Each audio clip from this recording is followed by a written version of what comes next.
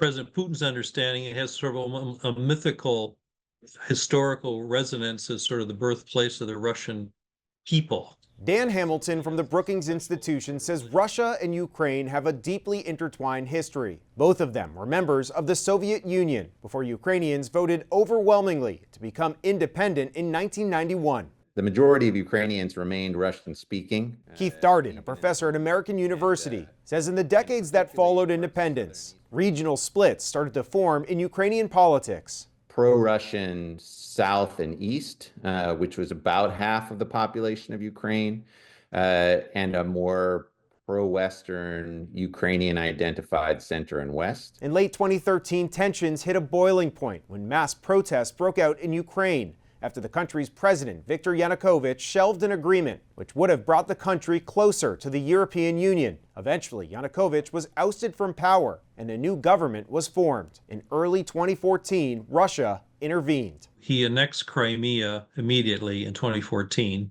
illegally. Russia also began to arm separatists in the Donbas region in the southeast. Those forces, stayed there since 2014. So we're now in the 11th year of Russian aggression against Ukraine, crossing the border. Then came February 2022. Russia embarked on a full-scale invasion of Ukraine. I think the Russians believed they could take over the country in a matter of days.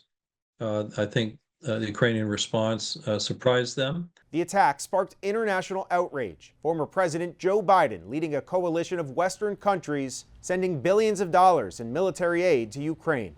Now, the future in Ukraine remains unclear as the White House signals a major shift in policy.